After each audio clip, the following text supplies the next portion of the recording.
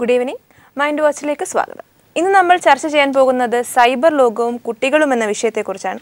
ചർച്ചയ്ക്ക് നമ്മളോടൊപ്പം ഉള്ളത് പ്രശസ്ത ക്ലിനിക്കൽ സൈക്കോളജിസ്റ്റ് ഡോക്ടർ ഗിരീഷ് ആണ്. മാനസികാരോഗ്യത്തെ സംബന്ധിക്കുന്ന പരിഷ്കൃത പ്രശ്നങ്ങൾ കേൾക്കുവാനും പരിഹാരം നിർദ്ദേശിക്കുവാനും കൗൺസിലിംഗ് നൽകുവാനുമാണ് അദ്ദേഹം നമ്മളോടൊപ്പം ഉള്ളത്. അദ്ദേഹവുമായി സംസാരിക്കാൻ താഴെ കാണുന്ന നമ്പറിലേക്ക് വിളിക്കുക. നമുക്ക് ചർച്ചയിലേക്ക് കടക്കാം.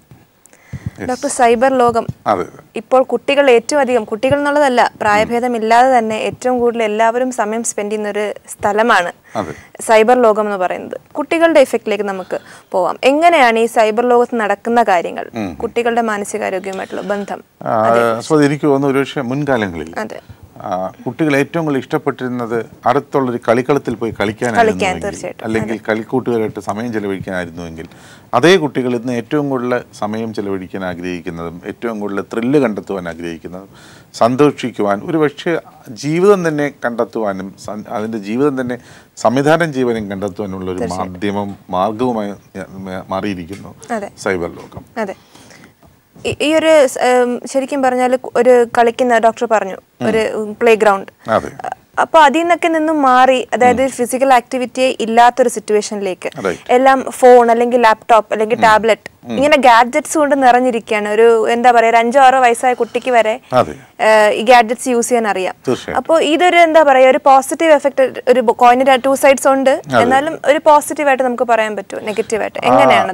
അത് ഇപ്പൊ ഇതിന്റെ ഒരു തുടക്കം നമ്മൾ പരിശോധിക്കുകയാണെങ്കിൽ മുൻകാലങ്ങളിൽ ഒരു കുട്ടി കരയുന്നു എന്നിരിക്കട്ടെ, അല്ലെങ്കിൽ പാരന്റ്സ് ഒരു കാര്യം ചെയ്യണം, അപ്പം സ്വാഭാവികമായിട്ടും കുട്ടിയുടെ ശ്രദ്ധ അതിൽ നിന്ന് വേറെ കാര്യത്തിലേക്ക് മാറ്റണമെന്നുണ്ടെങ്കിൽ നമ്മൾ ചെയ്യുന്നത് കുട്ടിക്ക് ഒരു ബോൾ കൊടുക്കും കളിക്കാൻ വേണ്ടി, അല്ലെങ്കിൽ പെൺകുട്ടിയാണെങ്കിൽ ഒരു ഡോള് കൊടുക്കും, ആൺകുട്ടിയാണെങ്കിൽ ഒരു ബോളോ പെൺകുട്ടിക്കാണെങ്കിൽ ഡോളോ കൊടുക്കും.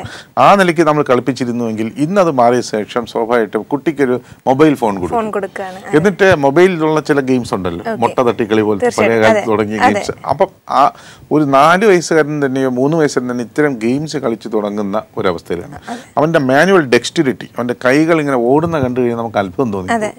ഈ ഞാൻ പലപ്പോഴും പറയാറുണ്ട്, 8 കാലി വീണ വായിക്കുന്നത് പോലെയാണ് ചിലപ്പോൾ ഈ കുട്ടികളുടെ ടെക്സ്റ്റ് ചെയ്യുന്ന കണ്ടു കഴിഞ്ഞാൽ. അപ്പൊ എത്ര ഹൗ ക്വിക്ലി ഈ കീസിനെ ഉപയോഗപ്പെടുത്തുന്നു,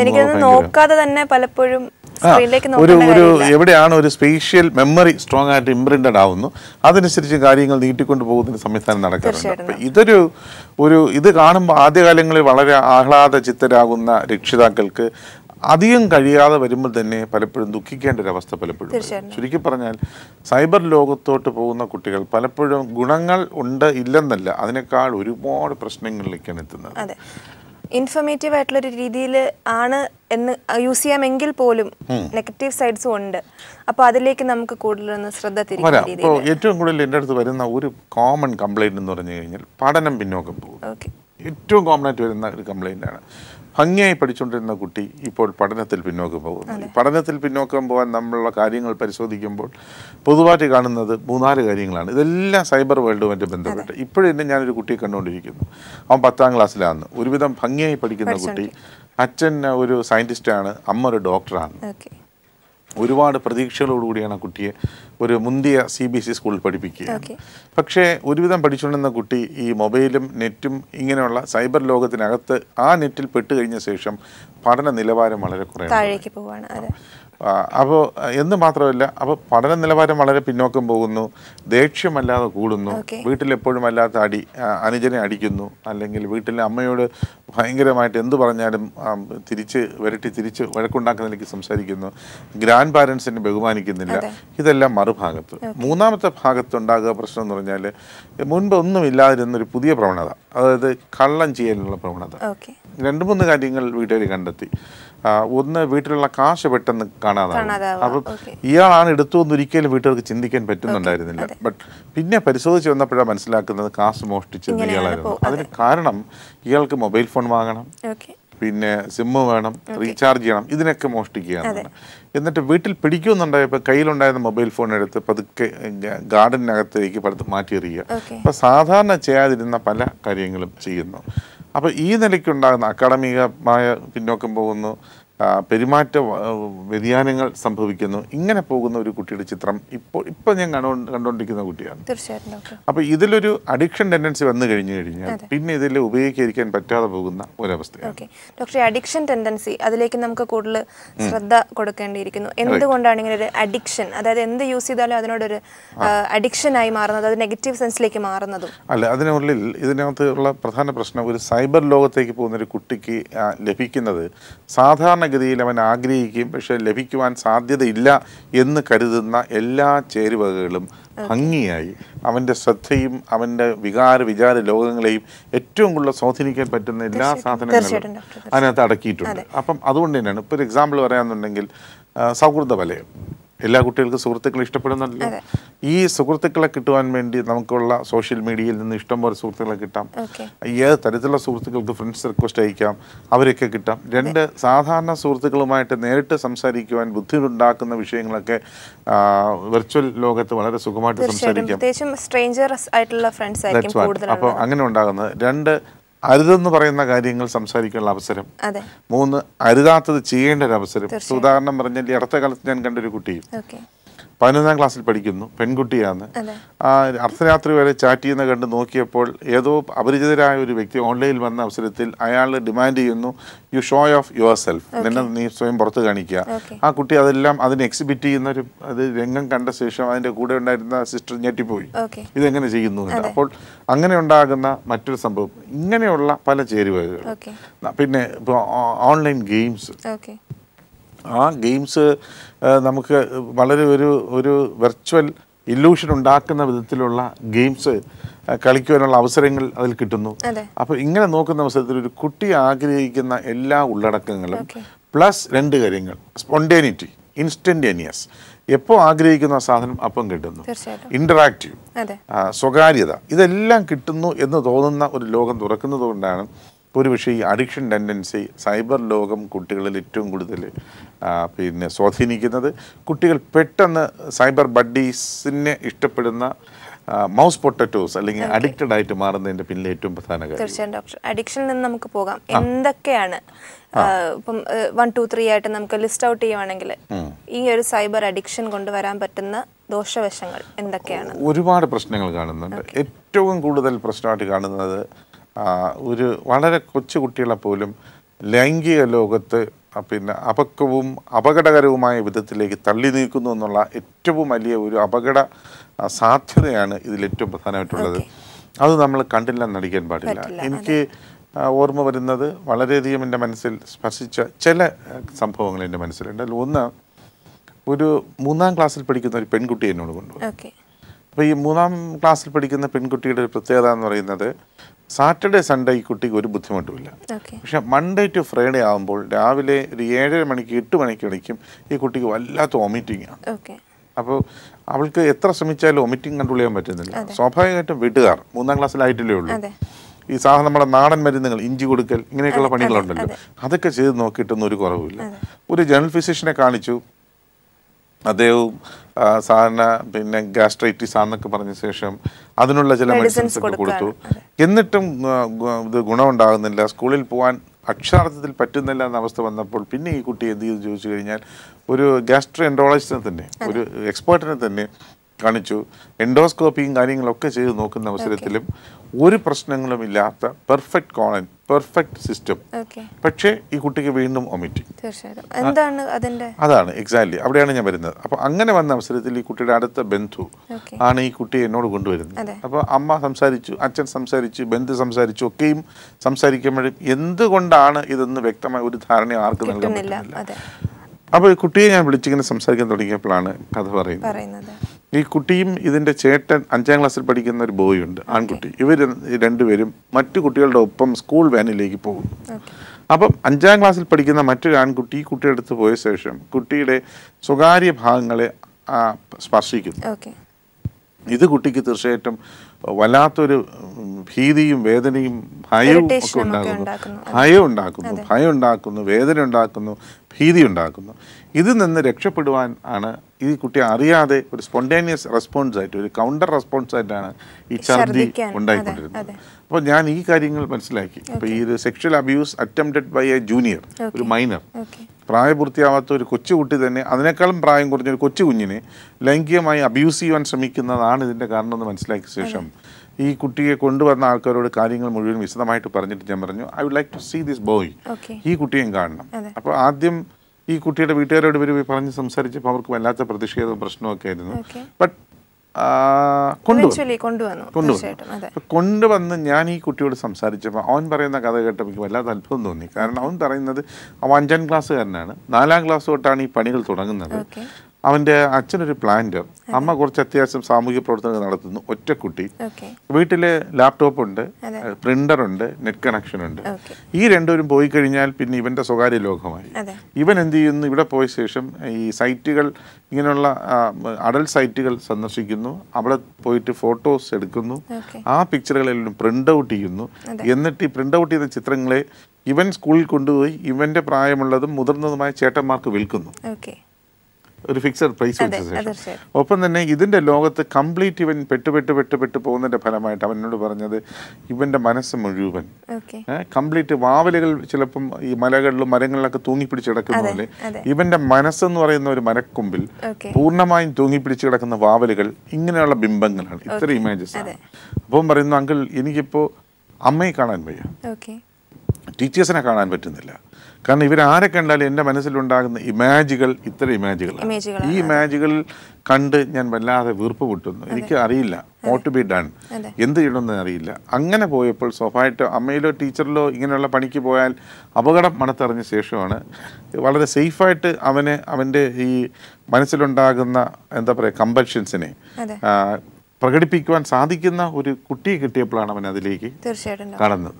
അപ്പം ഞാൻ പറയുന്നത്, എത്ര കണ്ട് ഒരു 5ാം ക്ലാസ്സുകാരനെ തന്നെ അപകടകരമായ വിധത്തിലേക്ക്, അപകട സ്വഭാവമുള്ള ലൈംഗികതയിലേക്ക് തള്ളി മാറ്റുന്നു.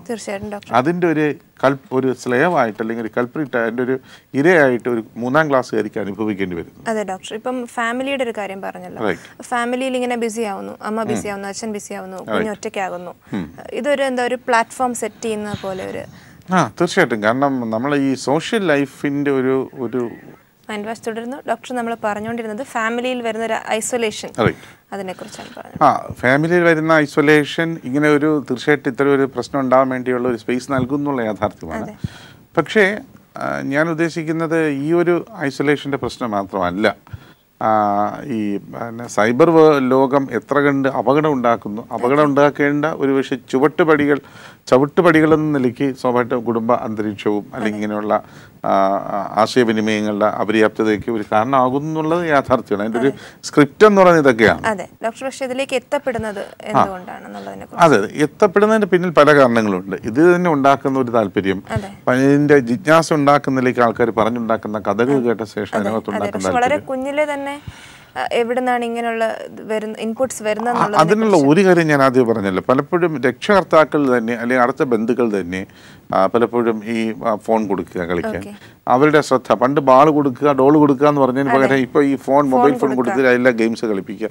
അപ്പോൾ അങ്ങനെ ഉള്ള ഒരു പ്രാക്ടീസ് വളരെ നോർമലായിട്ട് വരുമ്പോൾ കുട്ടിക്കാലം കൊണ്ട് തന്നെ കുട്ടികൾക്കൊരു ഫെമിലിയാരിറ്റി ഉണ്ടാകുന്നു, യൂസ് ചെയ്യേണ്ട താല്പര്യം കൂടുന്നു, ആ നിലയ്ക്ക് പോകുന്ന ഇതിലേക്ക് എത്തിച്ചേരുന്നു. പക്ഷെ അതിൻ്റെ ഫലമായിട്ട് പലപ്പോഴും ഞാൻ ഈ പറഞ്ഞ പ്രശ്നം. മറ്റൊരു കാര്യം ഞാൻ കാണുന്നത്, ഒരുപാട് കുട്ടികളും ഇത് ലൈംഗികത ഒരു ഭാഗമാണ്. ഞാനൊരു എക്സാമ്പിൾ, ഒരു സ്റ്റോറി പറഞ്ഞില്ല. മറ്റ് ഒരു കാര്യം ഞാൻ കാണുന്നു പറഞ്ഞാൽ, ഈ കുട്ടികൾ പിന്നെ ലോർഡ് ഓഫ് ദ ഫ്ലൈസ് എന്ന് പറഞ്ഞിട്ട് വില്യം ഗോൾഡിങ്ങിന്റെ ഒരു നോവലുണ്ട്, വായിച്ചിട്ടില്ല. അപ്പോൾ ആ വില്യം ഗോൾഡിങ്ങിന്റെ ലോർഡ് ഓഫ് ദ ഫ്ലൈസിൽ പറയുന്നത്, വളരെ നിഷ്കളങ്കരെന്ന് പറയുന്ന കുട്ടികൾ പോലും അവരുടേതായ ഒരു ലോകത്ത് പെട്ടുകഴിഞ്ഞാൽ എങ്ങനെ ഒരു വില്ലനെ ഹീറോയൊക്കെ ആയിട്ട് മാറുന്നു എന്നുള്ളതിനെ കുറിച്ചുള്ള സംഭവം. അപ്പം നിഷ്കളങ്കതയ്ക്ക് അപ്പുറം ഒരുപക്ഷെ ചില ബേസിക് ഡ്രൈവ്സ്, ഇൻസ്റ്റിങ്റ്റുകൾ, അപകടങ്ങൾ ഉണ്ടാക്കുവാൻ സഹായിക്കുന്ന ഇൻസ്റ്റിങ്റ്റുകൾ ഉണ്ടാവാം എന്നാണ് വില്യം ഗോൾഡിങ്ങിൻ്റെ ആ നോവലിൽ പറഞ്ഞു വന്ന സംഭവങ്ങൾ. അതിനെ നമ്മൾ ഓർമ്മിപ്പിക്കുന്നില്ലെങ്കിൽ, അതിനെ ഒന്ന് ശക്തിപ്പെടുത്തുന്ന വിധത്തിലുള്ള സംഭവങ്ങൾ പലപ്പോഴും കാണാറുള്ളത്.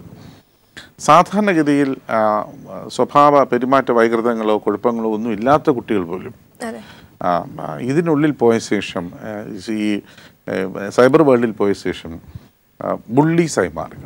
ബുള്ളികളെന്ന് പറയുന്നത് നമുക്കറിയാമല്ലോ, ഇപ്പോൾ സ്കൂളിൽ തന്നെയുള്ള ഇപ്പം ചില പാവപ്പെട്ട കുട്ടികളെ അടിക്കുക, ഉപദ്രവിക്കുക, അവരെ തല്ലുക, വഴക്ക് പറയുക, തെറി വിളിക്കുക, അവരെ ആക്രമിച്ച് ഇൻറ്റിമിഡേറ്റ് ചെയ്യുക, കീഴ്പ്പെടുത്തുക, അതിലൂടെ സന്തോഷം കണ്ടെത്തുക, അങ്ങനെയൊക്കെയുള്ള സ്വഭാവമുള്ള കുട്ടികളെയാണ് നമ്മൾ ബുള്ളീസ് എന്ന് വിളിക്കുന്നത്. അങ്ങനെ ആക്രമണ സ്വഭാവമുള്ള കുട്ടികളെ. ഈ ആക്രമണ സ്വഭാവത്തിനെ തന്നെ തീർച്ചയായിട്ടും അതിൻ്റെ ഒരു സൈബർ പതിപ്പെന്ന വിധത്തിൽ ഓൺലൈനായിട്ട് തന്നെ മറ്റുള്ളവരെ ഉപദ്രവിക്കുക, അവരെക്കുറിച്ചുള്ള പഠനങ്ങൾ മോശമായിട്ടിടുക. അപ്പം അത്തരം പ്രവണതകളും പലപ്പോഴും ഈ സൈബർ ലോകം വരുത്തുന്നുണ്ട്. 8ാം ക്ലാസ്സിൽ പഠിക്കുന്ന ഒരു കുട്ടി ഒരിക്കൽ എന്നോട് കൊണ്ടുവന്നു. അവനെ കൊണ്ടുവരാൻ കാരണം അവൻ്റെ സ്കൂളിൽ നിന്ന് അവനെ പറഞ്ഞു വിട്ടു. പറഞ്ഞു വിടാനുണ്ടായ കാരണം എന്ന് പറഞ്ഞാൽ അവൻ്റെ സ്കൂളിൽ അവനെ പഠിപ്പിക്കുന്ന 2 ടീച്ചേഴ്സിനെ, 2 ലേഡീസ് ടീച്ചേഴ്സിനെ, 2 പേരുടെയും തല ഇവൻ ഫേസ്ബുക്കിൽ പോയി അതിമനോഹരമായി വെട്ടിമാറ്റി. ഈ സെക്സ് സൈറ്റിൽ പോയ ശേഷം വേറെ 2 ആൾക്കാരുടെ മദാമ്മമാരുടെ ബോഡിയെ കൊണ്ട് ഇവരുടെ തലയുടെ കൂടെ ആക്കി പേസ്റ്റ് ചെയ്ത് അതിലൂടെ അത് വീണ്ടും പോസ്റ്റ് ചെയ്ത ശേഷം കുറച്ച് കഴിയുന്ന അവസരത്തിൽ ഈ 2 ടീച്ചേഴ്സിനും ചാറാ പാറാന്ന് വെളിയിൽ വരികയാണ്. കാരണം ഇത് കാണുന്നവരൊക്കെ അത്ഭുതപ്പെട്ട് ഇത് എന്താ പറ്റി എന്ന് പറഞ്ഞിട്ട് ഭയങ്കരമായിട്ട് വിളിച്ചുകൊണ്ടിരിക്കുകയാണ്. ആ വെളികളൊക്കെ കേട്ട് അവരിങ്ങനെ വല്ലാതെ ഭയപ്പെട്ട് നമ്മുടെ ഈ പ്രശ്നം ഇങ്ങനെ ഉണ്ടാകും, ഇതാരാണ് ചെയ്തത്. അപ്പോൾ അവർ സ്വാഭാവികം കരുതി ഏതോ ദേഷ്യമുള്ള ഏതോ വളരെ കുൽസില ബുദ്ധികളായിട്ടുള്ള ചില സൈബർ വിദഗ്ധന്മാരോ പർപ്പസ്ഫുൾ ആയിട്ട് എന്തോ ചെയ്തതാന്നുള്ള ധാരണയിൽ ഇവരെന്ത് ചെയ്തു, സൈബർ സെല്ലിലേക്ക് കേസ് കൊടുത്തു. അവരിങ്ങനെ അന്വേഷിച്ച് പോയപ്പോൾ മനസ്സിലാക്കുന്നത് സത്യം പറഞ്ഞാൽ 8ാം ക്ലാസ്സിൽ പഠിക്കുന്ന ഒരു കുഞ്ഞു വാവയിലേക്കാണ്, സാധാരണ കുട്ടിയിലേക്കാണ്. അപ്പോൾ നമുക്കറിയാൻ പറ്റും ഈ ബുള്ളിങ് അല്ലെങ്കിൽ ഇങ്ങനെയുള്ള സ്വഭാവം, ഇങ്ങനെയുള്ള ഒരു ആൻറ്റി സോഷ്യൽ ടെൻഡൻസിക്ക് തന്നെ സാധാരണ ഇല്ലാതിരിക്കുന്ന കുട്ടികളിലും ഇതുണ്ടാവും. അപ്പോൾ ഞാൻ അവനോട് ചോദിച്ചു, നീ എന്താ ചെയ്യാൻ കാരണം? എൻ്റെ ഏറ്റവും രസം എന്ന് പറഞ്ഞാൽ ഈ കുട്ടിയുടെ രക്ഷകർത്താവ് ഒരു പോലീസ് ഉദ്യോഗസ്ഥൻ കൂടിയാണെന്നുള്ളതാണ് ഏറ്റവും രസം. അപ്പോൾ അത്രയും പോലീസിംഗ് ഒക്കെ നടക്കുന്ന, പിന്നെ ക്രമസമാധാനവും അല്ലെങ്കിൽ എന്ത് പാടുണ്ട് എന്ത് പാടില്ല എന്നൊക്കെ പഠിപ്പിക്കുവാൻ തന്നെ ജോലിയുടെ ഭാഗമായിട്ട് തന്നെ അതൊക്കെ കൃത്യനിർവഹണം നടത്തേണ്ട ഒരു രക്ഷകർത്താവിൻ്റെ കുട്ടിക്ക് പോലും ഇങ്ങനെ അവസ്ഥ ഉണ്ടാകും. ഞാൻ ആ രക്ഷകർത്താവിനെ കുറ്റം പറയുന്നതല്ല, ആ കുട്ടിയിലുണ്ടാകുന്ന സ്വാധീനത്തിൻ്റെ തീവ്രത എത്ര കണ്ട് കൂടുതലാവും എന്നുള്ളത് സൂചിപ്പിക്കാൻ വേണ്ടിയാണ് അച്ഛൻ്റെ അല്ലെങ്കിൽ അമ്മയുടെ ജോലിയെ കുറിച്ച് സൂചിപ്പിച്ചത്. എക്സാക്ട്ലി. അതെ ഡോക്ടർ, ഈ കുട്ടികൾ എന്താ പറയുക സൈബർ ലോകത്തേക്ക് ഇങ്ങനെ പോവുക, അതായത് ഇത്രയും പ്രൊഫഷൻ, ഇപ്പം അച്ഛൻ്റെ കാര്യം തന്നെ പറഞ്ഞു, ഒരു പോലീസ് ഓഫീസർ ആയിട്ടും. അപ്പോൾ എന്തുകൊണ്ടാണ് ഇങ്ങനെ ഒരു സൈബർ ലോകത്തിൻ്റെ ഒരു നെഗറ്റീവ് സൈഡ്സിലേക്ക് മാത്രമുള്ളൊരു ചായ്വ് വരിക? ഞാൻ പറയുന്നത് ഈ എല്ലാ കുട്ടികളും സൈബർ വേൾഡിൽ നെഗറ്റീവ് ആകുന്നെന്നും പറയുന്നില്ല. ഇപ്പോൾ ഉദാഹരണം പറഞ്ഞാൽ ഇൻഫർമേഷൻ കൂട്ടാൻ വേണ്ടി, കൂടുതൽ തൊഴിൽ സാധ്യതകൾ കണ്ടെത്താൻ വേണ്ടി പോസിറ്റീവ് സൈഡ്സും ഉണ്ട്. അതെ. ഇപ്പം നമുക്കറിയാം ലിങ്ക്ഡിൻ ഇരിക്കുന്നു. ഇപ്പം ഇന്ന് ഏതൊരു ഒരു യങ് പ്രൊഫഷണലായി യങ് പ്രൊഫഷണലായിട്ടുള്ള ആൾക്കാരൊക്കെയും അവരുടെ പ്രൊഫൈല് എക്സാക്ട്ലി വേണ്ടി നോക്കുന്ന ഏറ്റവും ലിങ്ക്ഡിൻ ആണ്. ഏതൊരു കമ്പനിയും ഏതൊരു ഗ്ലോബലായി തന്നെ ഏറ്റവും കൂടുതൽ ഒരു പ്രൊഫൈൽ സെർച്ച് നടത്തുന്നത് ലിങ്ക്ഡിൻ ആണ്. അപ്പോൾ സ്വാഭാവികമായിട്ടും ഇപ്പോൾ ഇൻ പേഴ്സൺ ഇൻ്റർവ്യൂയോ അല്ലെങ്കിൽ സർട്ടിഫിക്കറ്റ് വെരിഫിക്കേഷനോ ഒക്കെ നോക്കുന്നതിന് മുമ്പ് തന്നെ അവർക്ക് ആൾറെഡി വെരിഫൈഡ്, പിന്നെയാണല്ലോ ഈ ഇൻ പേഴ്സണിലേക്ക് വരുന്നത്. അപ്പോൾ അങ്ങനെയുള്ള പോസിറ്റീവ് സാധ്യതകൾ ഇല്ലാതെയല്ല, ഉണ്ട്. അതിലുപരി നെഗറ്റീവ് സാധ്യതകളിലേക്കാണ് പലപ്പോഴും കൂടുതൽ പോകുന്നത്. യൂസിനേക്കാളും അബ്യൂസും മിസ്യൂസും ആണ് ഉണ്ടാകുന്നെന്ന് സൂചിപ്പിക്കാൻ വേണ്ടി ഞാൻ ഈ കാര്യങ്ങൾ പറയുന്നത്. പക്ഷേ അത് കുഞ്ഞുങ്ങളാണല്ലോ കൂടുതലും, ശരിക്കും പറഞ്ഞാൽ അഡൾട്ട്സിനെക്കാളും കുഞ്ഞുങ്ങളാണ് അതിൻ്റെ ഒരു നെഗറ്റീവ് സൈഡിലോട്ട് കൂടുതൽ വീണ് പോകുന്നതും അവരുടെ ഫ്യൂച്ചറിനെ തന്നെ അത് ബാധിക്കുന്ന രീതിയിൽ. അത് അതിൻ്റെ ഒരു ഹിസ്റ്ററിയിലേക്ക് പോകുമ്പോൾ നമുക്ക് മൂന്നാമത്തെ ഒരു കാര്യം ഇപ്പം നമ്മൾ 2 കാര്യങ്ങൾ മനസ്സിലാക്കി. ഒന്ന്, ഞാൻ ഈ പറഞ്ഞു വന്ന ഈ ലൈംഗികതയുടെ പ്രശ്നം. രണ്ടാമത് ഞാൻ പറഞ്ഞു വന്നത് ബുള്ളിങ്ങിൻ്റെ പ്രശ്നം. മൂന്നാമത്തെ പ്രശ്നം പറഞ്ഞാൽ വയലൻസ്. അതൊരു ഏറ്റവും പ്രധാന പ്രശ്നമായിട്ട് മാറുന്നു. പൊതുവേ തന്നെ നമുക്ക് ഇന്നറിയാം, ഇന്നത്തെ നമ്മുടെ കുട്ടികളുടെ ഇടയിൽ പരിശോധിക്കുമ്പോൾ തന്നെയും വയലൻസ്, അക്രമാസക്തി, കോപം, ദേഷ്യമൊക്കെ തന്നെ വല്ലാതെ കൂടുന്നു. ഈ രക്ഷിതാക്കളൊക്കെ വന്ന ശേഷം നമ്മോട് വളരെ ഹെൽപ്ലെസ് ആയിട്ട് പറയാറുണ്ട്, എന്ത് ചെയ്യണമെന്ന് അറിയില്ല. അപ്പൊ ഇതില് ഇങ്ങനെ സംഭവിക്കുന്നതിന് പല കാരണങ്ങളുണ്ട്. അതിലുള്ള ഒരു പ്രധാന കാരണം എന്ന് പറയുന്നത് ഈ വയലന്റ് ഗെയിംസ്, റാറ്റ് റേസ് ഉണ്ടാകും ഗെയിംസ്. ഒരാളിനെ ഷൂട്ട് ചെയ്ത് കൊല്ലുന്നു, കൊന്നാൽ മാത്രം പോരാ, അവന്റെ ബ്ലഡ് എല്ലാം ചിതറിച്ച് ഇനി ഏറ്റവും കൂടുതൽ ആൾക്കാരെ കൊല്ലുന്നവനാണ് ഗെയിമിൽ സക്സസ്ഫുൾ ജയിക്കുക. അപ്പൊ ഇങ്ങനെയുള്ള ഒരു ഒരു ഒരു ഒരു കൾച്ചർ ലൈഫ് സ്റ്റൈൽ വയലൻസ് ഉണ്ടാക്കുവാനും ഈ സൈബർ ലോകം ഒരു പ്രധാന സംഭാവന നൽകുന്നുണ്ട്. അപ്പൊ ഈ ഒരു മീഡിയേറ്റഡ് വയലൻസിലേക്ക് പോകുമ്പോൾ സ്വാഭാവികമായിട്ട് അവന്റെ സൈക്കിളുണ്ടാകുന്നു, അവന്റെ മനസ്സിലുണ്ടാകുന്ന ഇത്തരം ഇംപ്രഷൻസും ഇത്തരം സ്വാധീനങ്ങളൊക്കെ അവനെ റിയൽ ലൈഫിലും ഒരു വില്ലനായിട്ട് ഒരു വയലന്റ് ആയിട്ട് മാറ്റുമെന്ന കാര്യത്തിൽ അത്ഭുതപ്പെടേണ്ടതില്ല. തീർച്ചയായിട്ടും ഇല്ല. കാരണം ഒരു ഗെയിമിലൂടെയാണല്ലോ റിയൽ ലൈഫിലേക്ക് കുട്ടികൾ എത്തുന്നത്. നമ്മൾ പലപ്പോഴും കളികളിലൂടെ കാര്യത്തിലേക്ക് ജീവിതത്തിലേക്ക് എന്ന് പറയുമ്പോൾ ഇവിടെയും കളികളിലൂടെ തന്നെയാണ് ജീവിതത്തിന്റെ അബദ്ധ വഴികളിലേക്ക് സഞ്ചരിക്കാനുള്ള അവസ്ഥ നമ്മൾ ഉണ്ടാക്കുന്നത്. അപ്പം ഇതും ഒരു മേജർ സൈബർ ലോകത്തിന്റെ നെഗറ്റീവ് ഇമ്പാക്റ്റ് ആയിട്ട് നമ്മൾ കാണേണ്ടത്. വീണ്ടും കാണുന്ന ഒരു ചെറിയൊരു എക്സാമ്പിൾ ഞാൻ പറയുന്നത്, കുട്ടികളെ പൊതുവായിട്ട് വളരെ ലെത്താർജിക്കായിട്ട് ലൗസിയായിട്ട് മടിയനും മടിച്ചിയും യഥാർത്ഥ ജീവിതത്തിൽ ഒറ്റ ബന്ധമില്ലാത്തൊരാക്കി മാറ്റുന്നു എന്നുള്ളത്. ഫിസിക്കൽ ആക്ടിവിറ്റി കുറയുന്നത് മാത്രമല്ല, നിത്യജീവിതത്തിലെ പിന്നെ അവർ അല്ലെങ്കിൽ നമ്മളൊക്കെ ഇഷ്ടപ്പെട്ടു പോകുമായിരുന്ന പല കാര്യങ്ങളും ഇഷ്ടം ഉണ്ടാകാവുന്നുണ്ട്. ഇപ്പോൾ എക്സാമ്പിൾ പറഞ്ഞു കഴിഞ്ഞാൽ ഫോം ഇല്ല എന്നൊരു കളിയുണ്ട്. ഓർക്കുന്നുണ്ടോ? കളിച്ചിട്ടുണ്ടോ?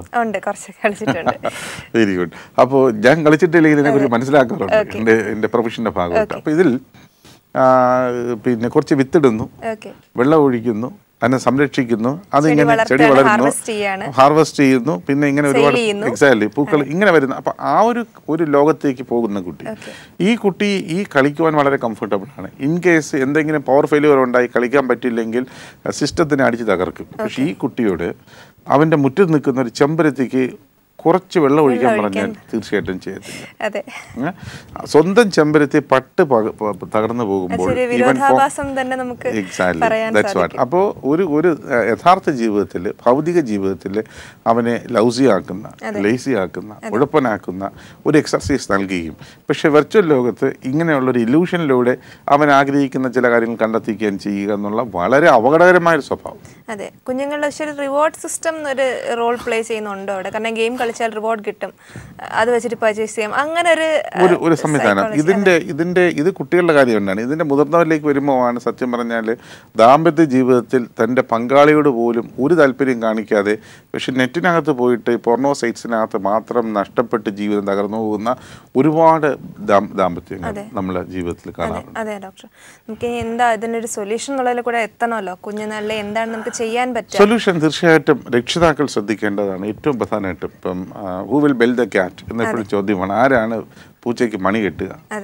അപ്പം അത് ചോദിക്കുമ്പോൾ പ്രധാനമായിട്ട് ഒരുപാട് കാര്യങ്ങൾ നമ്മുടെ മനസ്സിൽ വരേണ്ടതുണ്ട്. എങ്കിലും എനിക്ക് തോന്നുന്നു ഏറ്റവും പ്രധാനമായിട്ട് രക്ഷാർത്ഥത്വം തന്നെയാണ് ഇതിൽ പ്രാധാന്യം, അല്ലെങ്കിൽ രക്ഷിതാക്കൾ തന്നെയാണ് പ്രധാനമായിട്ട് നോക്കേണ്ടത്. വളരെ ശ്രദ്ധിക്കാതെ ചിലപ്പോൾ നമുക്ക് അപ്പോഴപ്പോഴുള്ള നിമിഷങ്ങൾക്കുള്ള ലാഭത്തിന് വേണ്ടി നമ്മൾ പിന്നെ ഈ കുട്ടികൾക്ക് ഇത്തരം സംവിധാനങ്ങൾ കൊടുക്കുന്ന എന്താ പറയുന്ന ഈ ഉപകരണങ്ങളൊക്കെ ഉണ്ടല്ലോ, നമ്മുടെ മൊബൈൽ ഫോണും ഗാഡ്ജറ്റുകൾ, അത്തരം കാര്യങ്ങൾ കൊടുക്കുന്ന ഒരു കൾച്ചർ, അത് തീർച്ചയായിട്ടും വളരെ അപകടമാണ്.